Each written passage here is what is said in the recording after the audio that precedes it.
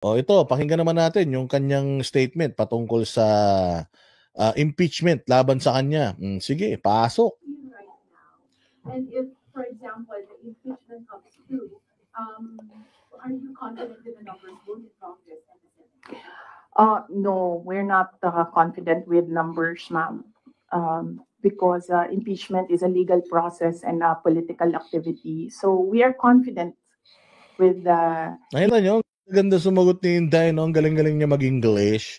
Tapos sinaasar siya, shiminit, mga ulul, pukin ang ina nyo, mas magaling mag-English to kaysa sa mga idol nyo. Konyo lang mag-English yung mga idol nyo, pero ito putang ina, literal na magaling mag-English, may laman. Legal aspect of the impeachment because all the lawyers that I asked to review the initial draft of the impeachment complaint really said that this is not, well, they would say it's not an impeachable offense and this is not an actionable offense, things like that, lawyer talk. But with regard to... If lawyers, yung yung nag-uusap-usap, alam nila pare-parehas na there's no impeachable offense sa lahat ng yan. Unang-una sa lahat, why are they filing impeachment complaints sa'yo? Ano ba yung articles of impeachment na ifina-file sa'yo? Unang-una, yun nga, yung pagpunta daw niya, yung pag-alis daw niya ng may bagyo. Utangin na niya. Ito pa, yung confidential funds niya na ipiniliwanag naman niya. Buti sana kung talagang hindi siya nagbigay ng report.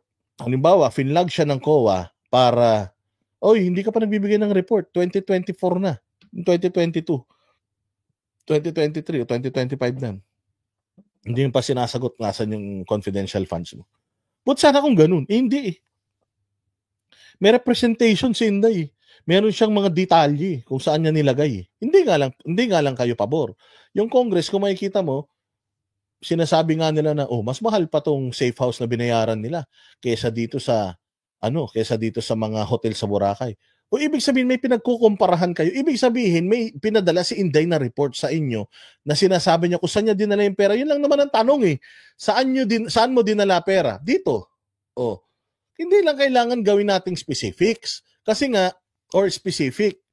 Hindi lang niya kailangan ibigay yung specifics. Kasi nga, it will jeopardize yung identity ng mga yung identity, yung tawag dito, yung mga safe houses, malalaman kung saan ito.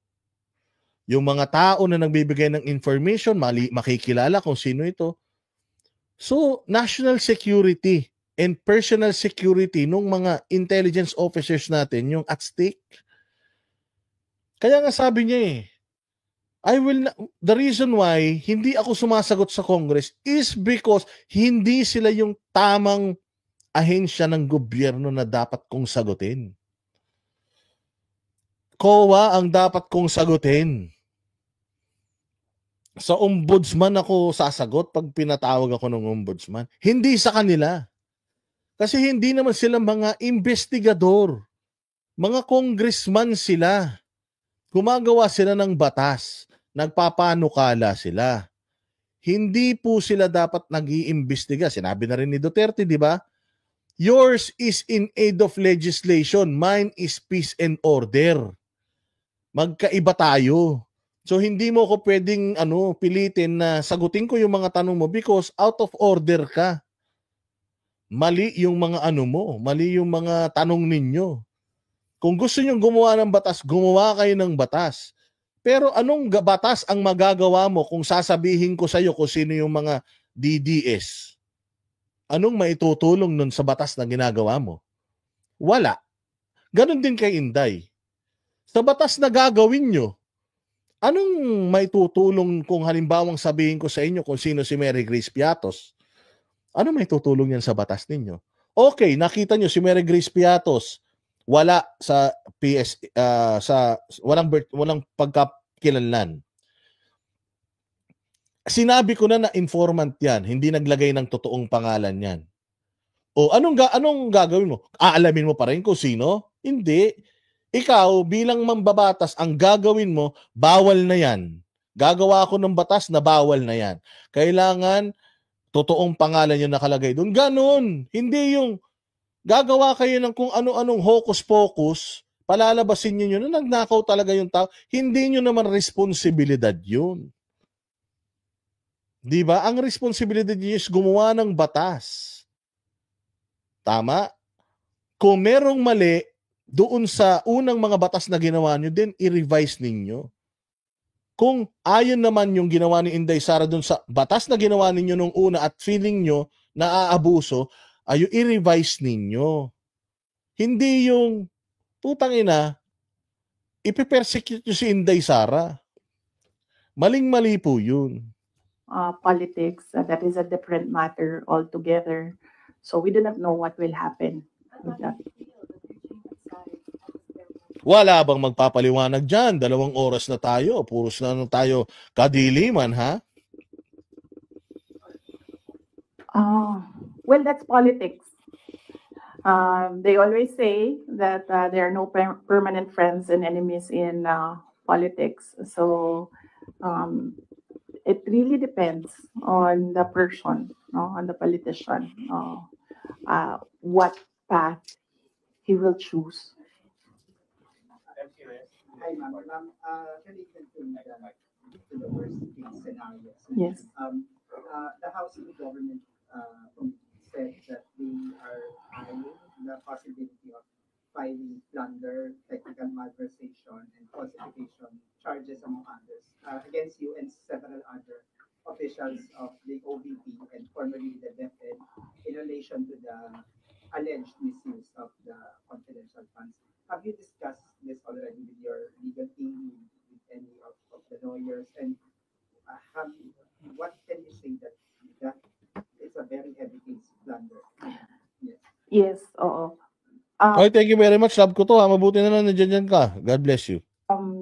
We have an inventory of possible cases to be filed because right now it's only the 2 impeachment cases that are filed with the House of Representatives. All the other cases, we have a list, we have an inventory, and we have lawyers assigned for each case. Usually cases that are similar, we assign it to 1 lawyer. And then other cases, we assigned it to other lawyers so that we ensure that focused on each case.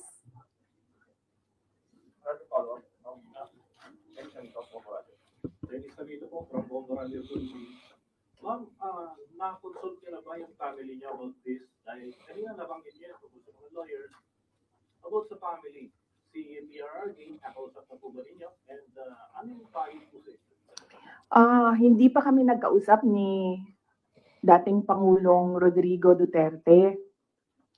I expect na magkikita kami as usual sa December 24 sa bahay ng mother ko. Likely, baka doon namin mapag-usapan yan kung man mapag-usapan namin dahil madalas kasi kapag nagkasama-sama yung pamilya, lalo na pag nandyan yung mga apo, ay yung mga apo yung pinag-uusapan ng pamilya.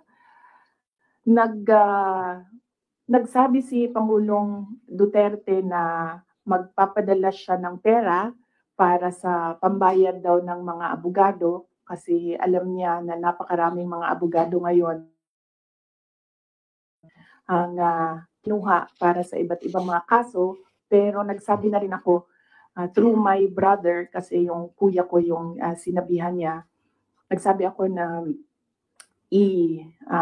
wag na lang siya magpadala ng pera dahil nakapaghanda naman na kami para sa impeachment case. Kasi yung sinabi niya impeachment case, sir. So sabi ko nakapaghanda kami sa impeachment case kasi nga last year nag-announce na si Franz Castro ng impeachment. So the moment na sinabi yon and the moment na nakita namin na tuloy-tuloy yung attacks against me, ay naghanda na rin kami para sa mga abogado.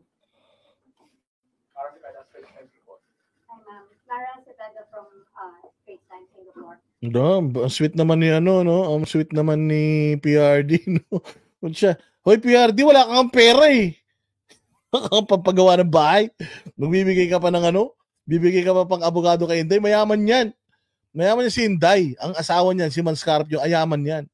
Meron ngang MC Sports, Manscarpio Sports. Oh, meron niyang mga group of basketball players and teams na minamanage. Madaming pera yung mga yan. Diyos me, pero kasi PRD, wala ka nang pera, mag-o-ano ka pa, mag-o-offer ka pa. Oh, Diyos ko talaga to si PRD kahit kailan, no? Joke time din eh. Ma'am, you already mentioned that your lawyers are prepared to answer the Sabi nito ni Andrew, sa totoo lang, lungkot na situation sa Pilipinas, posibleng makulong si Sara, but it doesn't stop there. But the lives of Filipinos should still, people will still fall down. Ano expect naman na ni Inday Sara yan? And sabi ko nga sa inyo, by the time na, it's inevitable. Mangyayari yan. They will really do it. Kasi yun na lang yung paraan talaga nila. Kasi para sa kanila, yung pagiging presidente, yung pagiging leader ng bayang Pilipinas, parang sobrang laking issue sa kanila yun to the point na lahat babanggain nila kahit may utang na loob sila, wala silang pakialam. Gagawin nila lahat para makuha lang nila kapangyarihan. Yung tawag dyan is ganid sa kapangyarihan. Pukin ng ina niyan. Yun lang talaga yan. So dahil sa sobrang ganid nila sa kapangyarihan, magkakamali sila. Sisisihin sila ng tadhana. Yung pinapangarap nila na mga pangalan nila mailagay nila sa pedestal, hindi. Putang ina ng mga yan, maniwala kayo. Diyos ang kikilos talaga. At yung Diyos mismo ang magbibigay sa kanila magdadala sa kanila sa destiny nila. Itong ginagawa nila kay Inday Sara, marami pang mga darating. I-expect na natin yan na yung laban natin mas magiging matindi pa. Magkakaroon tayo ng samot-saring mga kaso, may mga vloggers na makukulong, may mga vloggers na talaga namang babaliktad dahil mapipressure. Marami pang mangyayari sa mga susunod na 3 taon. Mas magiging malala yung mangyayari sa bayang Pilipinas sa susunod na 3 taon. Kasi kung yung simula pa lang nga nila, masama na eh. Yung pa kayang huling last hurrah. Gagawin na nila lahat ng illegal. Nanakawin na nila lahat ng nanakawin nila, lalo na pag nalaman nila na wala talaga silang pag-asa, lalo na pag nalaman nila na itong ginagawa nila si Inday Sara lalong lumakas, iiwanan nila yung Pilipinas na wasak. Wawasakin nila yung Pilipinas para pag si Inday Sara na presidente, hindi niya maayos. And then, yun ang magiging yun ang magiging kwentuhan sa kanila na, kita mo, kala ko ba magaling si Inday? Ba't hindi niya ngayon maahon ng Pilipinas? Paano maahon ng Pilipinas? Putayin na niyan. Winarak nyo ng sobra. Di ba? Kaya nga kung ako si Inday, gusto ko bang tumakbo sa 2028? Putangin na kung ako, ayoko. Bakit? Sira ang Pilipinas noon pagdating ng 2028. Durog ang Pilipinas. Ubos ang pera. Tad-tad ng utang. Walang infrastructure. Walang sistema. Bumalik na naman sa dating pagnanakaw yung mga nagsipagtinuan na. Ang dami na namang adik, ang dami na naman droga. Back to zero na naman, mga bossing. Ganon. Kaya nga sabi ko sa inyo si Inday, isa yan sa mga rason ko ba't ko bibigyan ng sakit ng ulong buhay ko, pati pamilya ko. Ganda-ganda ko eh. Si PRRD kita, nung pumasok ang bata, 6 years, parang tumanda ng 20 years. Nag-deteriorate talaga yung health ni PRRD nung naging presidente. Hirap na hirap siyang ayusin eh. Saglit lang ginulo ng mga hayop na yan. Nung mga garapata na yan. Saglit lang nilang ginulo Pilipinas. Yung inayos ng 6 na taon, ginulo nila ng saglit lang. Kaya i-expect natin yung the next 3 years until 2028 after this election, 2025, putang ina, madugo yan. Madugo yan para sa mga kalaban nila. Maniwala kayo, baka nga one of these days, magdeklara pa ng martial law mga yan, tapos, putang ina, history repeats itself. Maniwala kayo, abangan nyo na yan. Maniwala kayo, hanggat nasa posisyon ng mga yan, puros pahirap ang aabutin natin dyan. But the opposition groups who filed the complaints against you are accusing you of being evasive in your answers and the alleged corruption and misuse of millions of confidential funds. Ma'am, baka you can offer an explanation also to taxpayers how kung above board po pa talaga yung paggamit nitong mga confidential funds para matapos na rin, ma'am, yung question once and for all. Yes, ma'am. I'm not being evasive. If you are referring to the budget hearing and the hearings in the House of Representatives. I'm not being evasive. I am not answering the questions because they have no authority to ask confidential questions. I am answering questions about the use of the money in the Commission on Audit. And there is Yun ang hindi ko alam kung gaano kakapal ang bungo ng mga putang inang bobong vloggers na itong administrasyon. At hindi ko alam kung saan din kumukuha ng kapal na mukha itong mga nasa kamera para hindi maintindihan itong sinasabi ni Inday Sara. Na she's answerable. Saan? Doon sa mga komisyon ng audit. Doon ako sasagot. Wala kayong karapatan, Congress, na tanungin sa akin yan. Dapat ang nagtatanong sa akin yan, kasi ako ang mayroong full confidence na sabihin yung mga detalye sa COA because COA nasa ano yan, nasa kanilang mandato yan na whatever confidential information na makukuha nila from agencies, they will keep it. Hindi nila pwedeng ilabas yun. Kasi hindi ano yun. Kumbaga, ano sila doon, naka-zipper ang mga bibig nila doon. Kasi nga confidential yan. They respect that. At alam nila kung paano i-handle yung mga information na yan. Imagine niyo if those information pupunta sa kamay ng mga komunista, kamay ng mga kabayan. Ano mangyayari doon sa ano na yun, information na yun? Eh di gagamitin nila yun to hunt itong mga informants ng gobyerno. Malalaman nila kung nasa nyo yung mga safe houses, eh di tatambayan na nila yun. Di ba? Ganun lang yun, mga bossing. Kaya hindi talaga sa Congress. Kasi nga, ang Congress, pag nakuha yung information, inilalabas sa taong bayan. Mali yun, confidential nga eh. Pero kung sa COA siya sasagot at yung tanong ng COA na justify nila, naibigay nila yung mga totoong pangalan ng mga tao na yun, COA will really keep it. Kasi hindi dapat nagbibigay ang COA ng any report. No, you ask the Commission on Audit if there was anything at all that they can say or see that we are not cooperative with the audit. So it is wrong to say that I am evasive. I am definitely not answering questions about the use of the fund, about confidential funds, because it pertains to national security and the lives of the people involved in intelligence operations. And yes, as I said, we have fully cooperated with the audit process of the Commission on Audit, who has the sole jurisdiction to ask questions about the use of confidential funds. In fact, 2/4 of the Department of Education are already cleared by the Commission on Audit, but it is still being questioned inside the committee in the House of Representatives.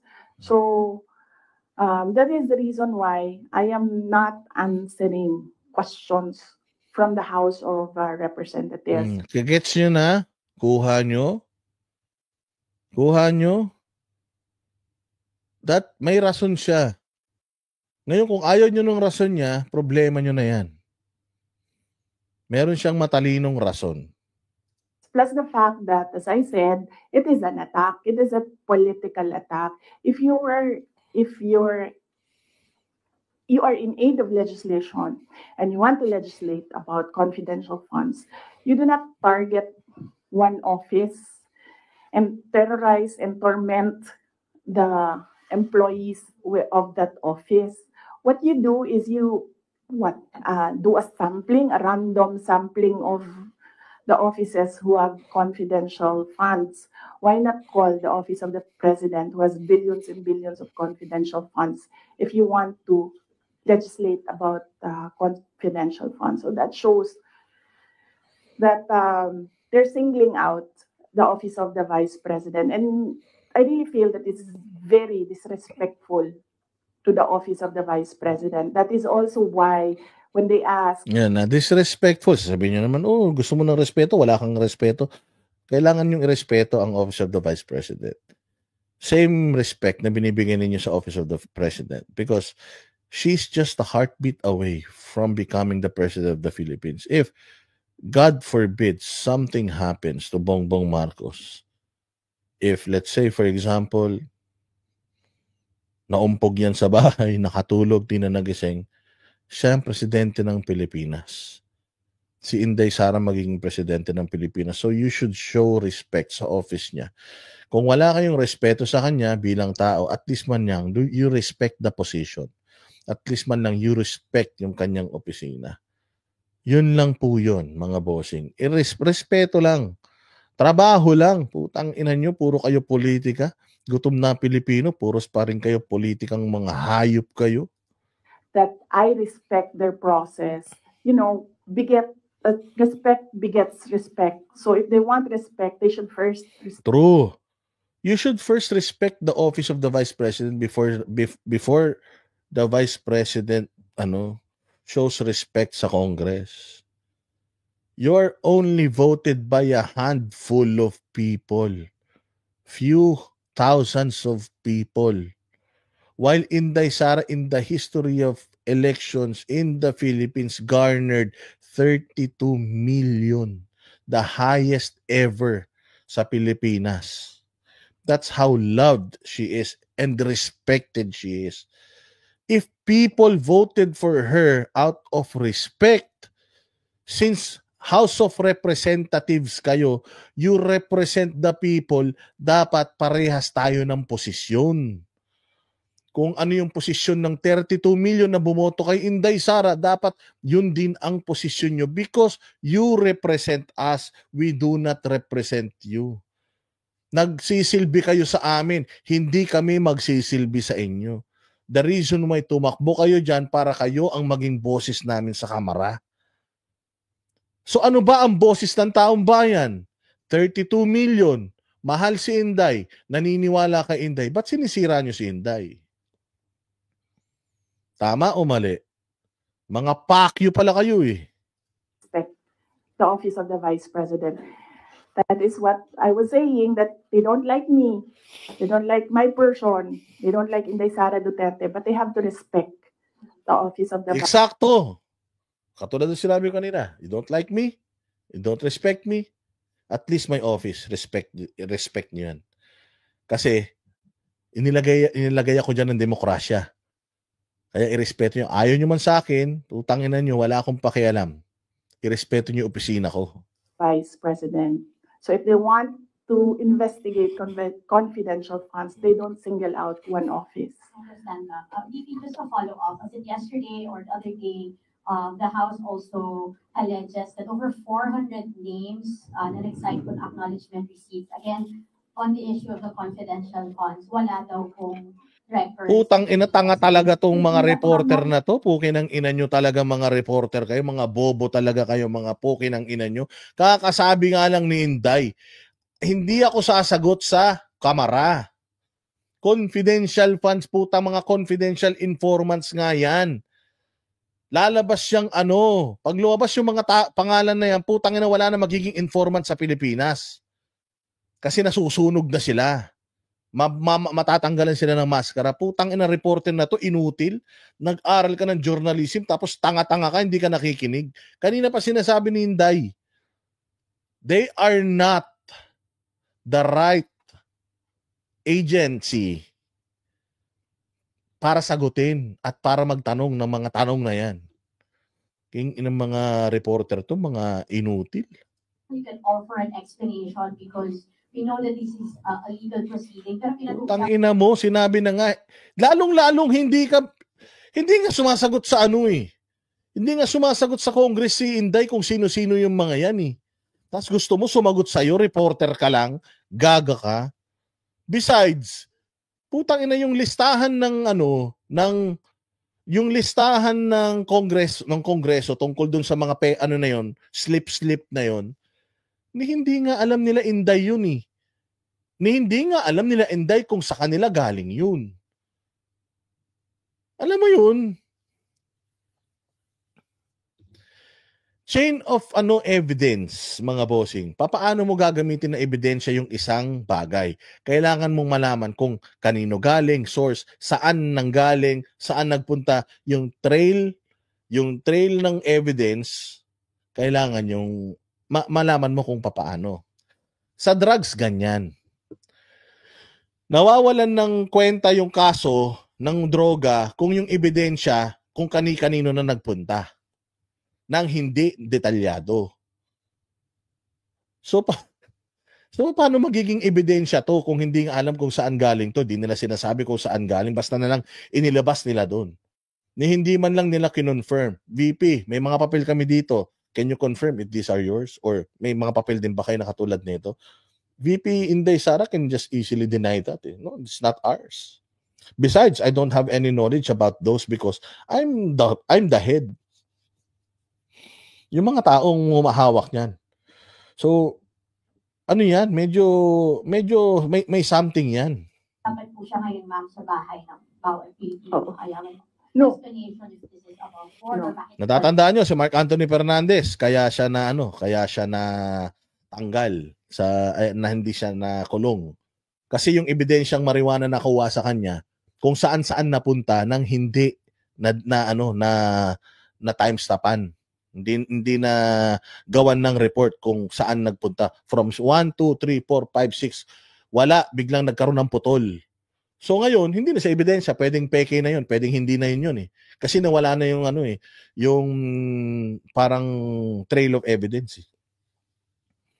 Ganon din dito, kay Boying Rimulya, ganyan din nangyari. Di ba? Technical din, trail of evidence. Hindi nila alam, ba't napunta dito yung ebidensya? Nandito to ba't napunta rito? Hindi nila masagot. Wala na yung ebidensya na yun. Sira na yun. Pwedeng peke na yun, pwedeng pinalitan na yun. Hindi natin alam kung saan-saan dumaan eh. Di ba? Ganun lang yan. silang birth certificate? No, I will not explain. I will not give an explanation. Diba? Ba't ako mag-i-explain sa'yo? Reporter ka lang. Tanga ka ba? I will not give an explanation to you. I didn't even give an explanation to Congress. Tapos, you will demand an explanation from me. Putang ina mo ka? Tanga ka ba, reporter ka? Because it will entail that I explain intelligence operations which will compromise National security. who do intelligence operations. It will really compromise how they work.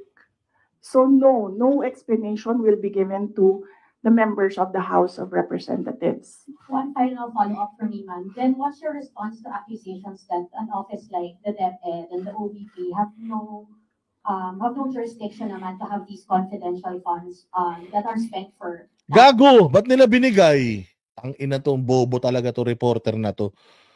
Yung OVP, yung DepEd, hindi daw dapat nagkakaroon ng confidential funds. Putang ina nyo, ba't nyo binigay?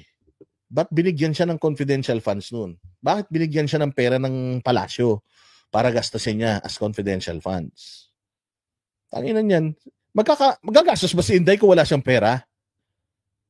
Hindi. So sino may kasalanan? The reason why binigay sa kanyang confidential funds na yun, kasi na-justify niya.